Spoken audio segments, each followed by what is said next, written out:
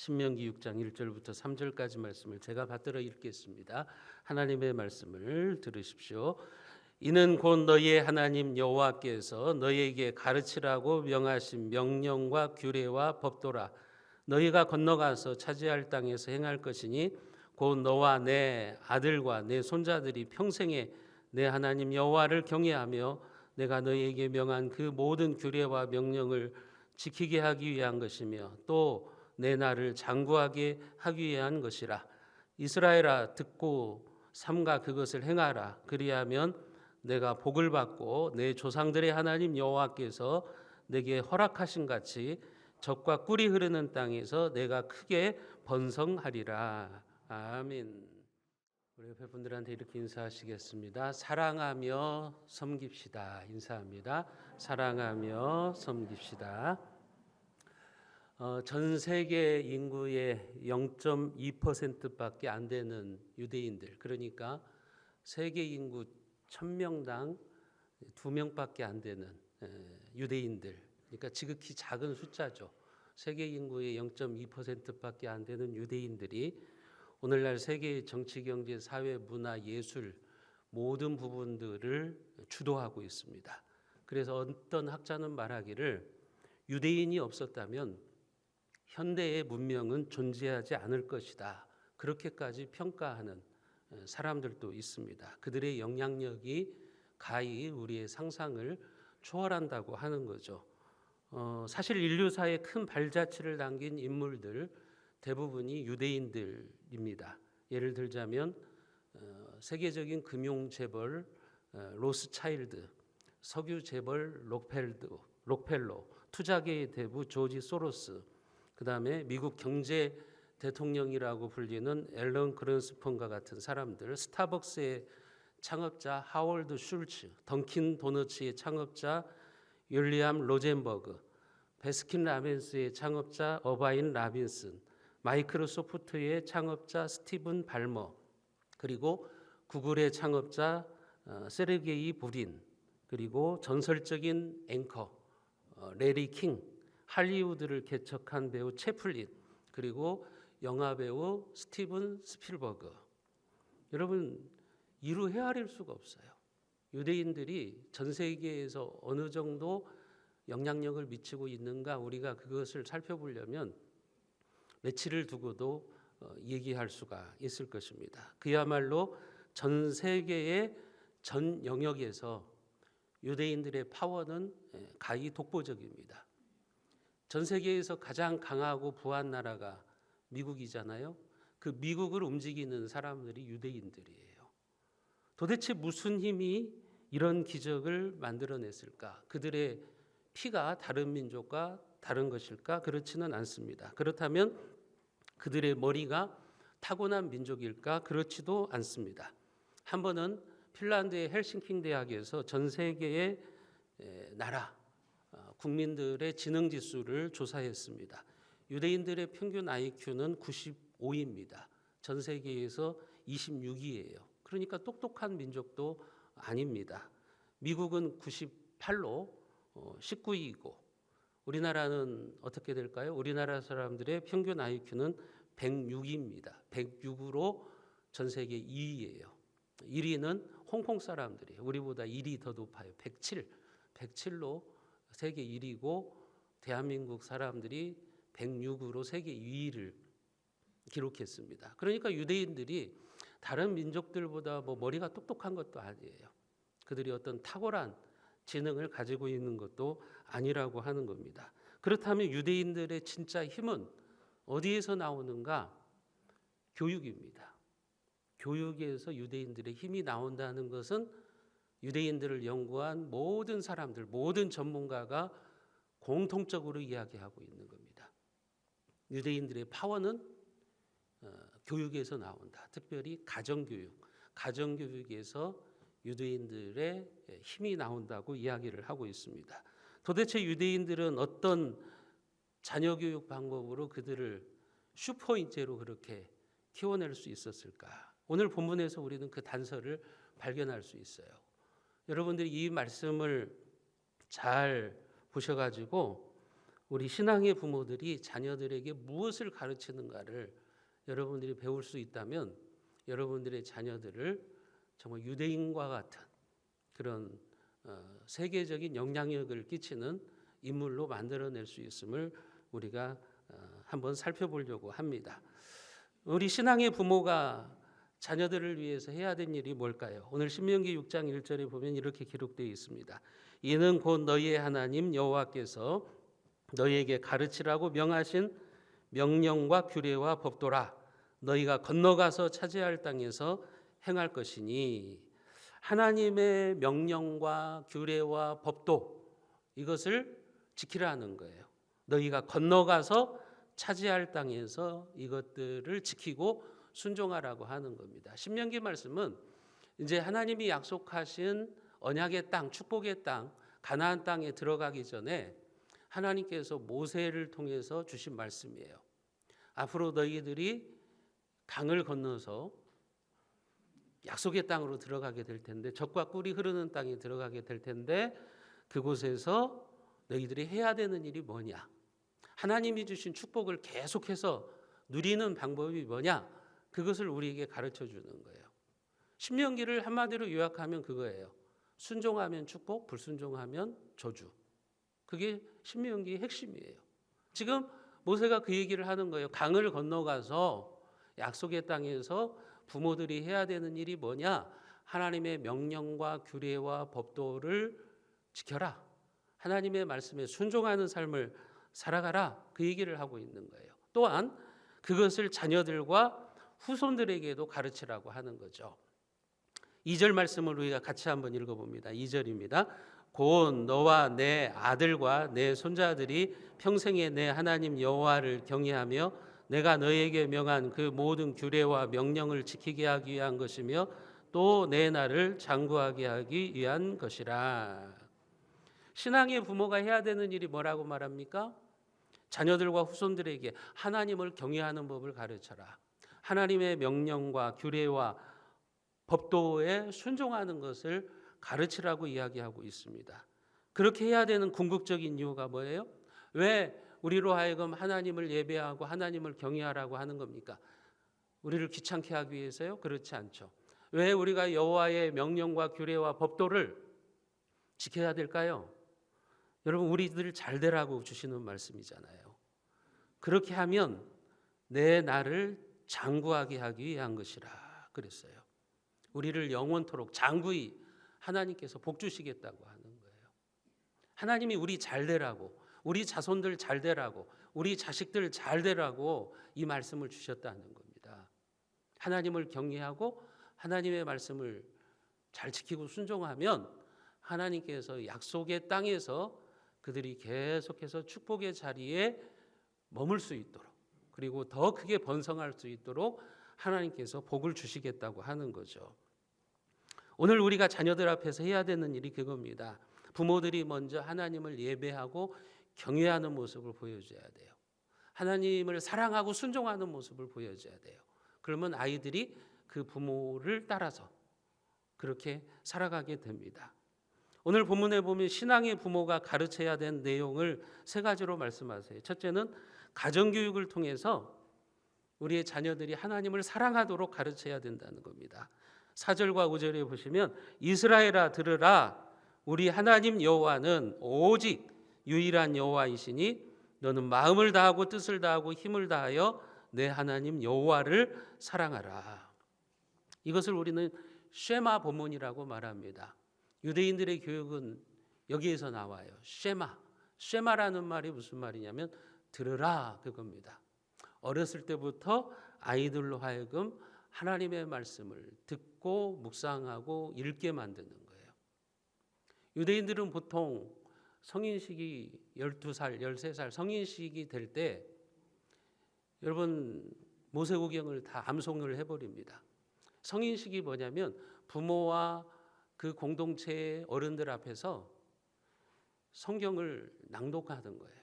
창세기부터 시작해서 출애굽기, 레위기, 민수기, 신명기 이것을 다 외워가지고 그 이제 암송해서 낭독하는 거예요.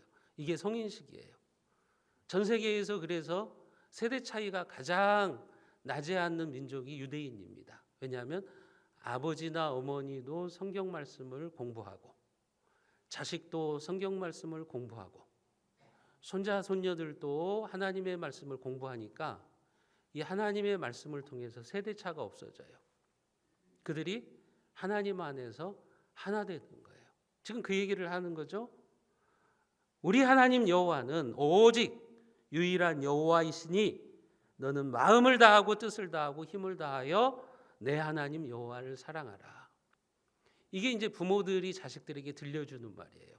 쉐마. 계속해서 그들의 가슴에 들려주는 말이에요. 가슴에 못이 박히도록 자녀들에게 반복해서 하는 일이 이겁니다. 이렇게 계속해서 가정에서 반복 교육을 시키는 거죠. 유일하신 하나님 여호와를 전적으로 사랑하라는 거예요. 헛눈질을 하지 말고 하나님을 사랑하라는 거예요. 요즘 우리는 어때요? 아이들이 뭐 고3이 되면 너 신앙생활 조금 놔두고 대학교 들어가서 신앙생활 열심히 해 그러잖아요. 유대인들은 그렇게 하는 법이 없다고요.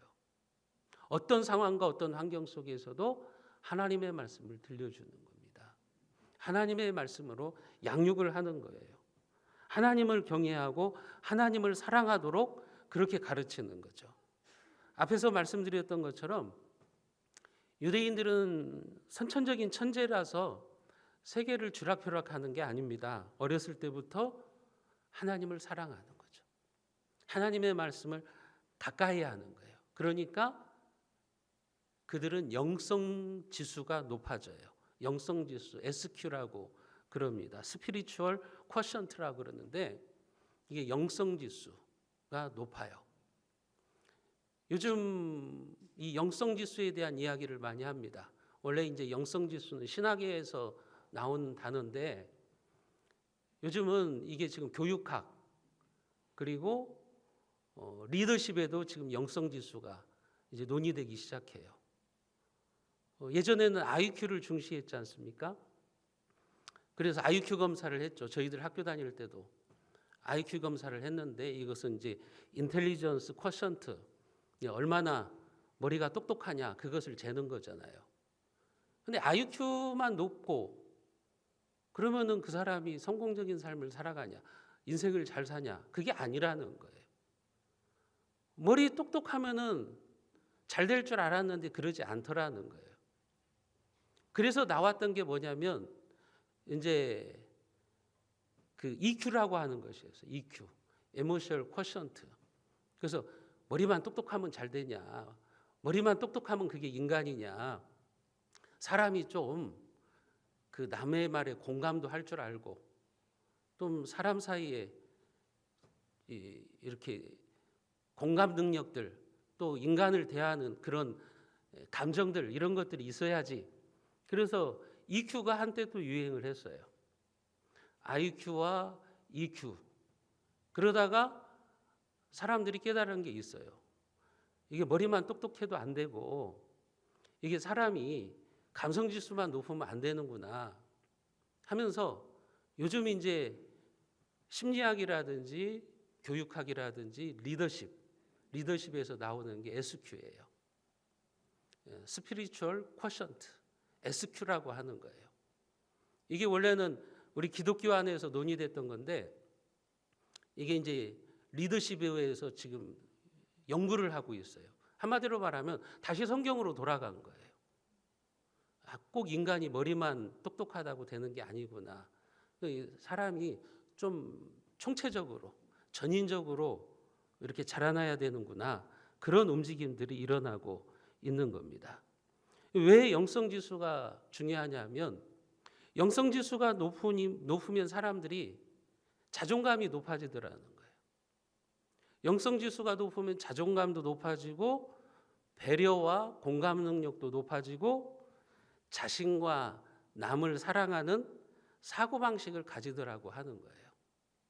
이게 이제 올바른 인간을 만들어내는 지수라고 사람들이 알게 된 거예요. 그래서 이제 성경에서 말하는 SQ가 신학에서 말하는 SQ가 이제 리더십의 연구 대상이 되는 거예요. 교육을 하는 사람들이 이것을 이제 연구를 하기 시작하는 거예요. 영성 지수가 높아야 된다. 그것을 사람들이 이제 깨닫기 시작한 거예요. 여러분, 그런데 영성 지수가 높아지는 게 뭐예요? 어떻게 해야 우리 자녀들에게 영성 지수를 높여줄 수 있을까요? 오늘 말씀이 우리에게 가르치는 거예요. 하나님의 말씀을 잘 듣고 하나님을 사랑하라는 거예요. 그러면 영성 지수가 높아진다는 거예요. 하나님을 사랑하면 이웃도 사랑하고 이웃을 공감하고 배려하는 능력도 생기고, 또한 자기가 하나님의 자녀라고 하는 것에서 이제 자존감도 높아지는 거예요. 우리가 원숭이의 새끼가 아니라 천지를 창조하신 하나님의 자녀들이구나. 그러면서 자존감도 높아지는 거예요. 이게 SQ라고 하는 거예요. 여러분, 하나님의 말씀이 우리에게 지금으로부터 4,000년 훨씬 이전에 쓰여졌던 성경이 지금 오늘날 사람들에게 연구 대상이라고요. 아, 그렇구나. 자녀들을 잘 키우려면, 자녀들이 전인적으로 자라나려면, 그동안은 IQ가 최고인 줄 알았는데, EQ가 최고인 줄 알았는데 그걸로만 인간이 완전해지는 건 아니구나. 사람은 영적인 존재구나. 그래서 이런 SQ를 지금 다루고 있는 거죠. 여러분, 그것을 최고 잘하는 사람들이 누구였냐? 유대인들이었어요, 사실은. 그러니까 유대인들이 지금까지 이 원리에 따라 가지고 전 세계를 쥐락펴락하는 거예요. 이것으로 자녀들을 양육하고 교육하니까 그들이 다른 민족에 훨씬 뛰어난 그런 인물들을 배출하고 또 전 세계에 영향력을 미치는 그런 모습들로 드러나더라고 하는 거죠.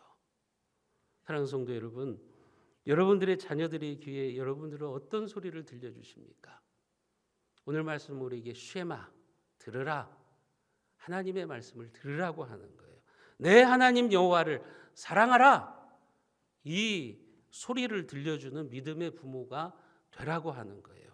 그러면 여러분들의 자녀의 영성지수가 높아집니다. 영성지수가 높아지는 애들이요, 여러분, 그들이 사회에 나가서 자존감도 높고 다른 사람들과 함께 삶을 살아가고 그리고 사회에 선한 영향력을 끼치는 그런 우리의 자녀와 후손들이 될 수가 있는 겁니다. 그렇게 영성지수가 높아지면 여러분들의 자녀와 후손들이 멸망의 자식들이 되지 않고 하나님의 축복을 장구하게 받아 누리는 복된 자들이 다 될 수 있음을 믿으시기를 바랍니다. 그래서 우리는 우리의 자녀들에게 그걸 가르쳐야 돼요. 가정교육을 통해서 하나님의 말씀을 들려주고 하나님을 사랑하라고 가르쳐야 돼요. 두 번째 가르쳐야 되는 것은 하나님의 은혜에 대한 감사를 가르쳐야 돼요. 감사를 가르칠 때 영성지수가 높아집니다. 오늘 신명기 6장 10절부터 12절까지 말씀을 제가 읽어드리겠습니다. 내 하나님 여호와께서 내 조상 아브라함과 이삭과 야곱을 향하여 내게 주리라 맹세하신 땅으로 너를 들어가게 하시고 내가 건축하지 아니한 크고 아름다운 성읍을 얻게 하시고, 여기에 보면 하나님께 무엇을 감사하라는 거예요? 너를 구원해서 약속의 땅으로 들어가게 하신 것을 감사하라는 거예요. 네가 건축하지 아니한 크고 아름다운 성읍을 얻게 하신 것을 감사하라는 거예요. 11절에도 보시면 내가 채우지 아니한 아름다운 물건이 가득한 집을 얻게 하시며 내가 파지 아니한 우물을 차지하게 하시며 내가 심지 아니한 포도원과 감람나무를 차지하게 하사 내게 배불리 먹게 하실 때 하나님이 이 모든 것을 주셨다는 거예요. 그러니까 감사하라는 거죠. 12절에도 보시면 너는 조심하여 너를 애굽 땅 종되었던 집에서 인도하여 내신 여호와를 잊지 말아라. 하나님 잊지 말라는 거예요. 축복의 땅에 들어갔을 때 이제 먹고 살만하면, 삶이 이제 평화로워지면 하나님을 잊어버릴 경향성이 있는데 그러지 말라는 거예요. 광야는 여러분 하나님의 능력과 기적으로 사는 곳이잖아요. 광야는 먹을 것이 없어요. 농사를 지을 수가 없어요. 그러니까 하나님께서 만나와 배출하기를 하늘에서 내려주셔야 되는 거예요. 하나님께서 이스라엘 백성들이 광야 생활을 하면서 옷이 헤어지지 않도록, 신발이 닳지 않도록 하나님께서 기적을 베풀어 주셨어요. 구름 기둥과 불 기둥으로 그들을 보호해 주셨어요. 그런데 성경에 보면 가나안 땅으로 딱 입성하면 그 다음부터는 기적이 사라집니다. 그 다음부터는 하나님의 기적이 안 나타나죠. 이제 그곳에서는 자기들이 농사를 지어야 돼요. 땀을 흘려서 농사를 짓고 하나님이 주신 능력을 가지고 열심히 일을 해야 돼요. 하나님이 지금 그것을 주셨다는 거예요. 하나님의 기적이 보이지 않지만, 너희들의 눈으로 그게 보이지는 않지만 너희에게 약속의 땅으로 들어가게 하신 분이 누구냐? 하나님이라는 거예요. 너네들이 건축하지 아니한 성읍을 주신 분이 누구라는 거예요? 하나님이라는 거예요. 너네들이 파지 아니한 우물을 주신 분이 누구냐는 거예요? 하나님이라는 거예요. 너희들을 배불리 먹게 하신 분이 누구냐? 하나님이라는 거예요. 하나님 잊어버리지 말라는 거예요. 하나님의 은혜에 감사라는 거죠. 여러분들이 지금 이렇게 생활하고 있는 거 하나님의 은혜예요. 내가 일해서 돈을 벌지만 여러분, 그 돈을 벌게 하신 분도 하나님, 내가 먹고 살게 하시는 분도 하나님, 노년의 연금으로 편안하게 생활하게 하시는 분도 하나님, 하나님의 선물이라는 거죠. 하나님의 은혜를 잊어버리지 말라는 거예요. 그걸 잊어버리면 끝이라는 거예요. 축복의 땅에 들어가서 너희들이 배부를 때, 평안할 때 그 하나님의 은혜를 잊어버리지 말고 하나님께 계속해서 감사해라. 너의 자녀들에게 그 사실을 가르치라는 거예요. 감사 교육을 시키라고 하는 거예요. 우리의 자녀들이 정말 잘 되기를 원한다면 무엇보다도 하나님의 은혜에 감사하는 것을 가르쳐야 된다는 거예요. 그러면 그 아이들의 SQ가 높아집니다. 영성 지수가 높아지는 거예요.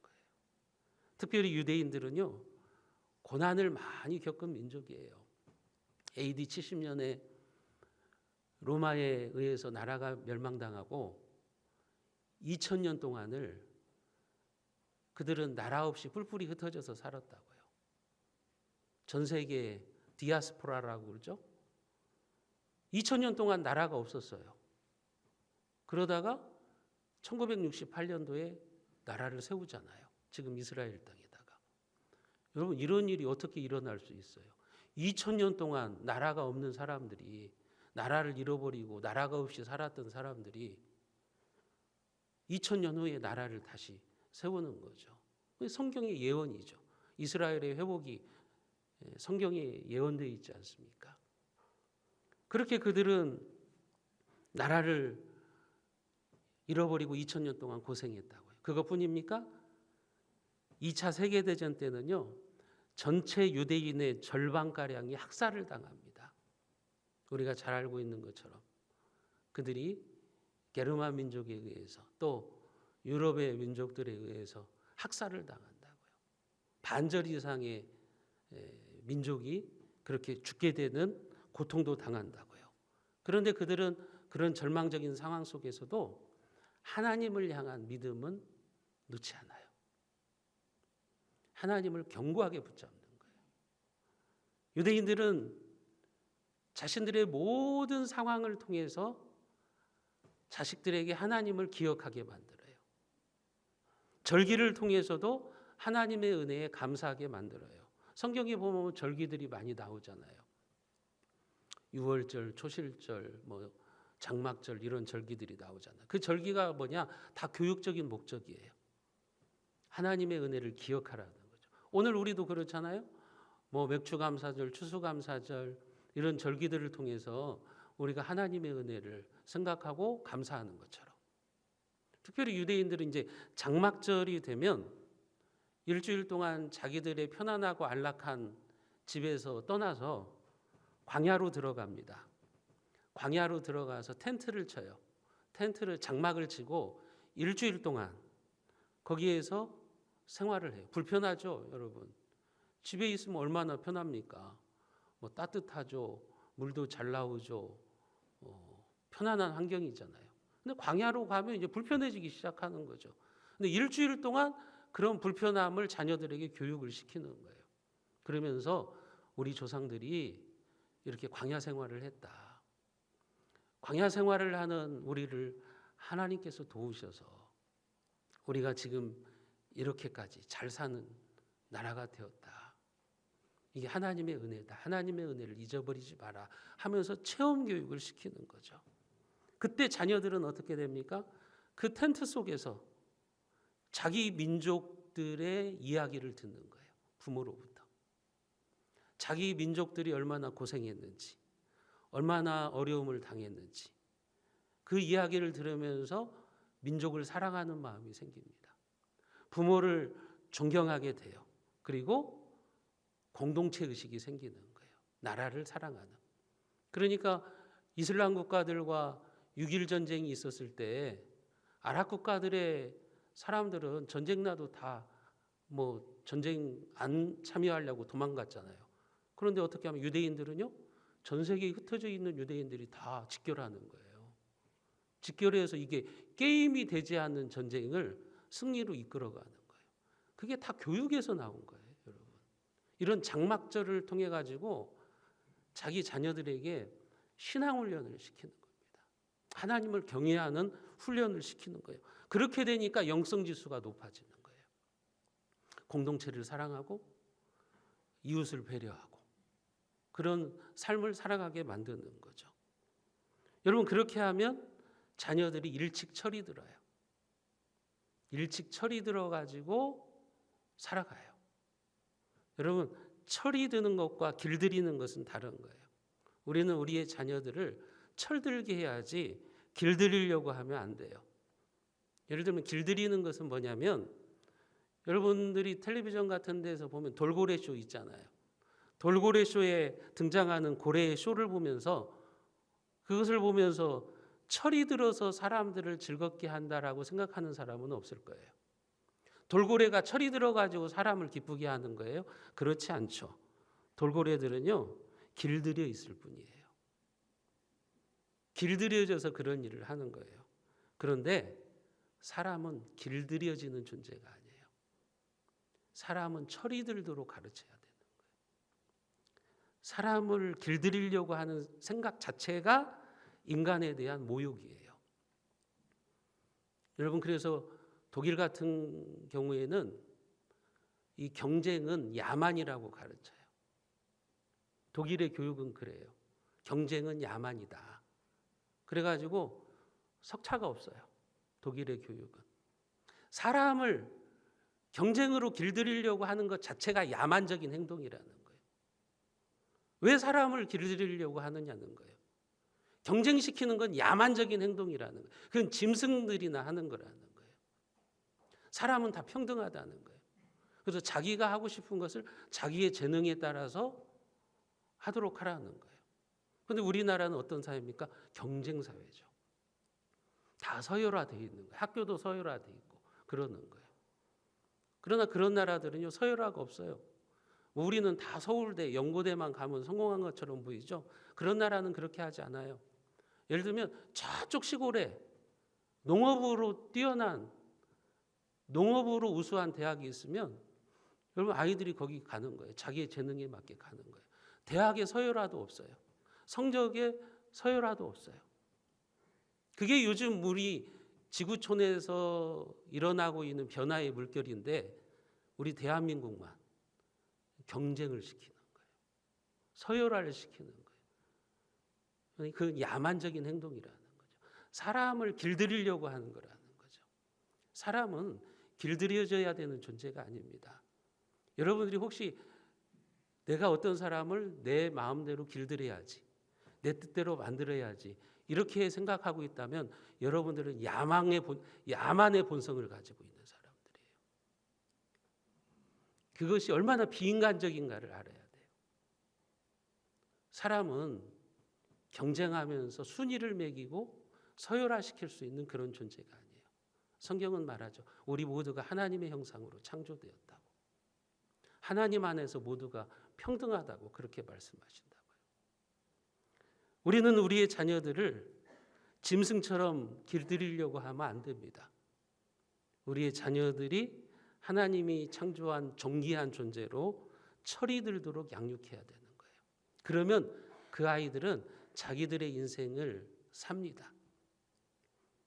그리고 그들은 공부만 잘하는 아이들이 아니라 좋은 대학만 가는 아이들이 아니라 정말 사회에 꼭 필요한 사람, 그리고 공동체에 유익이 되는 존재로 살아가게 되는 겁니다.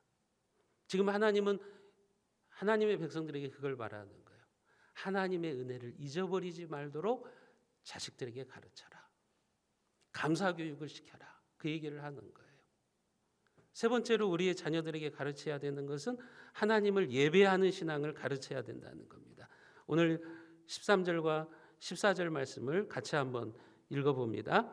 내 하나님 여호와를 경외하며 그를 섬기며 그의 이름으로 맹세할 것이니라. 너희는 다른 신들 곧 내 사면에 있는 백성의 신들을 따르지 말라. 하나님 여호와를 경외하며 그를 섬길 수 있도록 우리 자녀들에게 가르치라는 거죠. 왜냐하면 하나님이 찾으시는 사람은 예배자입니다. 하나님은 예배자를 찾으세요. 예배에 성공하면 인생이 성공하고 예배에 실패하면 인생이 실패합니다. 여러분 예배에 성공하면 여러분 신앙생활에 성공합니다. 그러나 예배에 실패하면 신앙생활에 실패합니다. 종종 보면 교회에 와서 예배를 등한시하시는 분들이 있어요. 예배는 등한시하고 열심히 일하는 데에만 관심이 있는 사람들이 있어요. 하나님이 찾으시는 사람들이 아니에요. 그게 주일날 오전 예배는 나오지 않고 오후에 주일학교 가서 교사 봉사하는 분들이 있어요. 여러분 그건 신앙생활이 아닙니다. 하나님은 노동자를 찾으시는 분이 아니에요. 지난 시간에도 말씀드렸던 것처럼 하나님은 워커를 찾지 않으세요. 일하는 노동자를 찾으시는 게 아니라 워시퍼를 찾으세요. 예배자를 찾으신다고요. 우리가 먼저 예배자가 되고 그다음에 식당 봉사도 하는 거고 주일학교 교사도 하는 것이고 내가 교회 일을 하는 거지. 예배자가 안 되면 소용이 없어요. 하나님은 예배자를 찾으시는 거예요. 신령과 진정으로 예배하는 자를 찾으시는 거예요.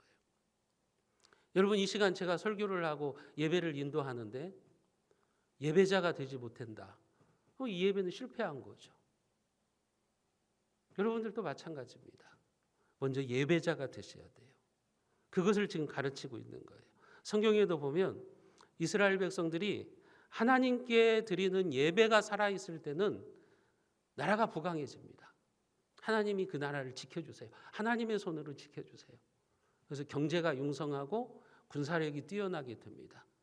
그래서 다른 이방 나라들도 정복하게 됩니다. 그러나 예배가 죽어 있고 형식적일 때 나라는 흔들려요. 그리고 백성들은 죄를 우습게 여겨요. 죄를 우습게 여겨서 패역한 짓을 합니다. 결국 나라를 빼앗기고 여러분 포로로 끌려가게 됩니다. 하나님이 쓰시는 사람과 버림받는 사람을 나누는 기준은 뭐냐? 예배입니다. 결국 예배에서 하나님이 쓰시는 사람과 하나님께 버림받는 사람이 판가름이 나는 거예요. 여러분 주일학교 교육, 우리의 다음 세대 교육 중에서 가장 중요한 게 뭐냐면 하나님을 예배하는 신앙교육입니다. 주일학교 아이들 교회 왔을 때 먼저 예배자로 만드셔야 돼요. 주일학교는 뭐 놀이를 하기 위해서 오는 게 아니에요. 여러분 뭐 프로그램을 하기 위해서 오는 게 아니에요. 만들기를 위해서 주일학교 오는 게 아니에요. 주일학교는 예배를 드리기 위해서 오는 거예요. 아이들이 하나님께 예배 드리도록 하기 위해서 오는 거예요. 그 아이들을 예배자로 세워야 되는 거예요. 그 아이들이 예배자로 세워질 때 그들은 하나님의 사람, 축복의 사람이 되는 겁니다. 이 세상엔 두 종류의 부모가 있어요. 하나는 생물학적인 부모가 있고 하나는 신앙적인 부모가 있어요. 생물학적인 부모는 무엇에만 관심이 있냐? 어떻게 하면 내 자식 잘 먹일까? 내 자식 잘 입혀줄까? 어떻게 하면 좋은 학교 보낼까? 좋은 학원에 잘 다니도록 해줄까? 여기에만 관심이 있는 사람이에요. 어떤 정보를 얻어야 내 자식이 좋은 대학교에 갈까? 이것만 생각하는 거예요. 이런 부모는요, 생물학적인 부모예요. 우리는 생물학적인 부모가 되면 안 되고 신앙적인 부모가 돼야 돼요. 신앙적인 부모는 어떤 사람이냐? 내 자식의 미래는 부모의 무릎 위에 달려 있음을 아는 거예요. 내 손자 손녀들의 미래는 하나님을 경외하는 예배자가 되는 것에 있음을 아는 거예요. 그래서 자식들을 위해서 무릎 꿇고 기도하면서 그 아이들이 예배자로 설 수 있도록, 하나님의 말씀에 사람이 될 수 있도록 키우는 사람이에요. 그런데 문제는 오늘날 교회 안에도 생물학적인 부모는 많아도 신앙적인 부모는 드물다는 거예요. 하나님을 믿는다고 하는데 신앙적 부모가 아니라 생물학적인 부모만 앉아 있는 거예요. 그러니까 우리의 다음 세대가 하나님의 사람들로 세워지지를 않습니다. 우리의 아이들을 예배자로 만들어야 돼요. 그게 신앙적인 부모가 해야 되는 일이라고 하는 거죠. 여러분, 생물학적 부모만 되지 마시고요, 신앙적인 부모가 되셔야 됩니다. 그래서 우리의 다음 세대가 하나님을 사랑하는, 하나님을 예배하는 존귀한 삶을 살도록 이끌어줘야 돼요. 그럴 때 하나님이 여러분뿐만 아니라 여러분들의 자녀들, 여러분들의 후손들에게 복을 예비해 두시는 거죠. 그 복의 내용이 뭡니까? 신명기 6장 3절 말씀이죠. 우리가 같이 한번 읽어봅니다. 이스라엘아, 듣고 삼가 그것을 행하라. 그리하면 내가 복을 받고 내 조상들의 하나님 여호와께서 내게 허락하신 것 같이 젖과 꿀이 흐르는 땅에서 내가 크게 번성하리라. 이스라엘아, 듣고 삼가 그것을 행하라. 여기 삼가라고 그랬어요. 삼가. 대충 하지 말라는 거예요. 대충 하지 말고 신중하고 분명하게 해야 된다는 거예요. 아이들에게 예배를 가르칠 때 대충 하지 말라는 거예요. 여러분들이 예배를 드릴 때 체면치레로 예배 드리지 말라고 하는 거예요. 정말 신중하고 분명하게 마음과 뜻과 힘을 다해서 하나님을 사랑하라는 거죠. 그럴 때 하나님께서 어떻게 하시겠다는 거예요? 너에게 복을 줄 것이고 젖과 꿀이 흐르는 땅에서 내가 크게 번성하리라. 이런 축복을 하나님이 약속해 주시고 있는 거죠. 사랑하는 성도 여러분, 하나님의 복은 다른 데 있지 않습니다. 하나님을 사랑하는 데 있어요. 그걸 유대인들을 통해서 여러분들이 보셔야 돼요. 하나님의 말씀을 사랑하는 데 복이 있습니다. 하나님을 전적으로 사랑하며 예배하는 데 하나님의 복이 임하는 것입니다. 여러분들이 그렇게 쉐마, 하나님의 말씀을 들려주십시오. 하나님을 사랑하도록 가르치십시오. 그래서 여러분들의 자녀들의 삶이, 여러분들의 삶이 젖과 꿀이 흐르는 땅에서 하나님의 복을 받아서 크게 번성하시기를 주님의 이름으로 축원드립니다.